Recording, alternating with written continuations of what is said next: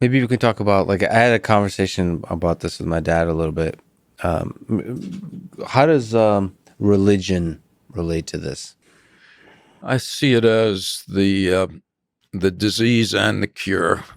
In a sense, um, a few things. Um, One is that um, I think a case could be made that humans are innately religious.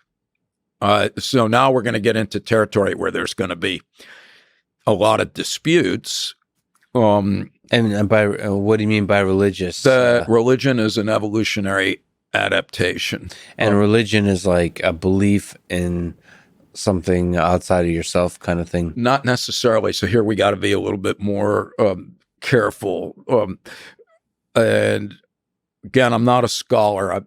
How about I'm a well-intentioned dilettante in this in this regard? Yeah. Because what I have read is that religion evolved very early on, long before our ancestors were conscious, and the issue of death arose.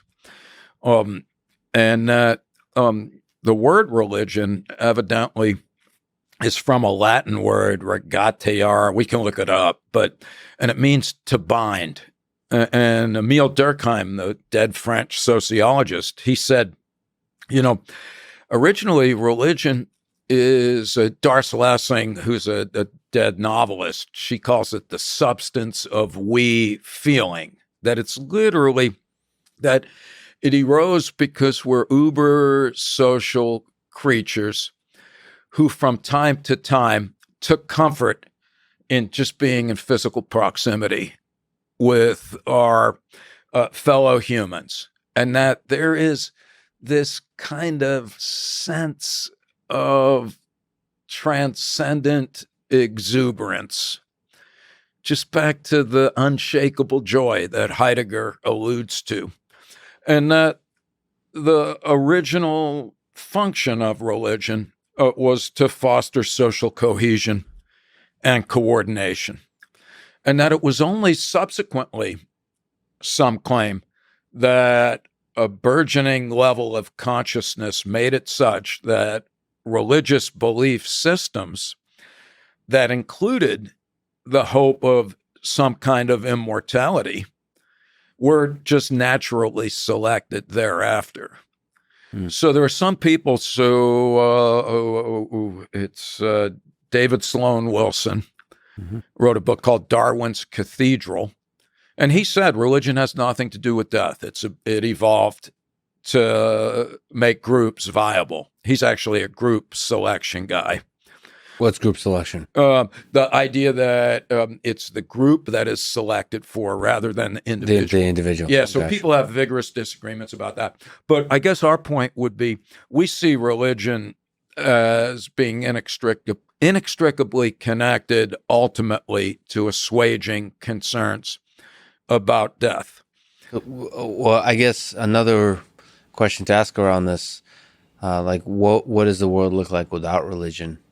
Will we, if it's inextricably connected to our fears of death, do you think it always returns in some kind of shape? Maybe it's not called religion, but whatever, it just keeps returning. Yeah, who knows? So that's a great question, Lex. So there's a woman named Karen Armstrong. She was a nun turned historian. And I can't remember the name of the book, but no matter. We could look that up, but if you want, I can look it up, but I'll just add it in post. Okay. Yeah. Her point, it has God in the title, of course, but she's like, look, all religions are generally fairly right-minded in that they advocate the golden rule. And all religions at their best do seem to foster pro-social behavior towards the in-group, and that confers both psychological as well as physical benefits. That's the good news. And the bad news is historically all religions are subject to being hijacked by a lunatic fringe who declares that, they're the ones in sole possession of the liturgical practices or whatever they call them. Mm-hmm. And they're the ones that turn, religion at its best into your crusades and holocausts. Yeah. My view, not that it should matter for much, but I grew up just skeptical of religion because I'm like, as a kid, I'm like, well, if we didn't have these beliefs, we wouldn't be killing each other Right. because of them. And I'd be like to my parents, well, you're telling me that all people should be judged on the merits of their character, but don't come home if you don't marry a Jewish woman. Right. Which is implying that if you're not Jewish, you're an inferior form of life. Yeah. That's what tribes always do. Yeah. And there's the tribal thing. Yeah. And so there's a guy named Amin Malouf, a Lebanese guy who writes in French in the 1990s, I think, wrote a book called In the Name of Identity, Violence and the Need to Belong. And that was his point is, unless we can overcome this tribal mentality, this will not end well. But you said earlier something, Lex, that I think is profound and profoundly important. And that is, you did not recoil in horror when I mentioned Kierkegaard's use of the term faith. Mm-hmm. And so I'm a big fan of faith, and I'm not sure what that implies. I have, and by the way, this is just a peripheral comment, but I find less resistance to Becker's ideas in our work when I'm in like Jesuit schools. It's the Americans that, the secular humanists who are most disinclined to accept these ideas.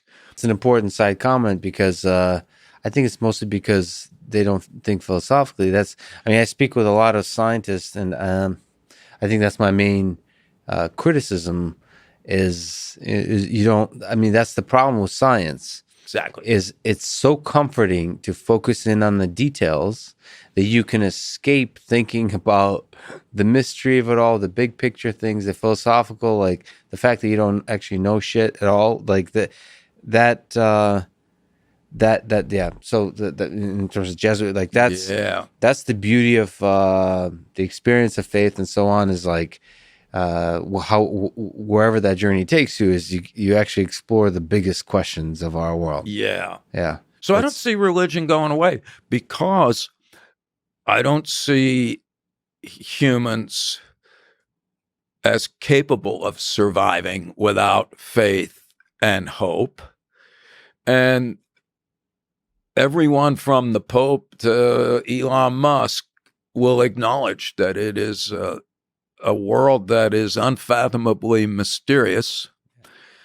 And like it or not, in the absence of beliefs, here I'm Charles Peirce, the pragmatic philosopher. He just said beliefs are the basis of action. If you don't have any beliefs, you're paralyzed with indecision.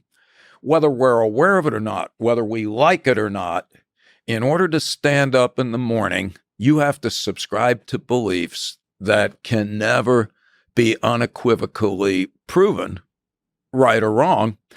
Well, then why do you maintain them? Well, ultimately, it's because of some form of faith. But also faith shouldn't be a dogmatic thing that you should always be leaping. Yes. I guess the problem with science or with religion is you could sort of nice. all of a sudden take a step into a place where you're super confident that you know the absolute truth of things. There you go. And again, back to Socrates, Plato, back in the cave.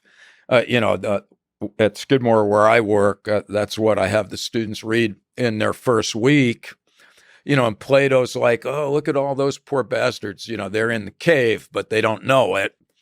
And then they are freed from their chains And they have to be dragged out of the cave, by the way, which is another interesting point. They don't run out. But that gets back to why people don't like to be divested of their comfortable illusions. But anyway, they get dragged out of the cave into the sunlight, which he claims is a representation of truth and beauty. And I say to the students, well, what's wrong with that? And they're like, nothing. That's like awesome. And then I'm like, yo, dudes, you out of the cave, but how do you know that you're not in another cave? The illumination may be better, Right. but the minute you think you're at the end of the proverbial intellectual / epistemological trail, then you have already succumbed to either laziness or dogmatism or both. That's really well put.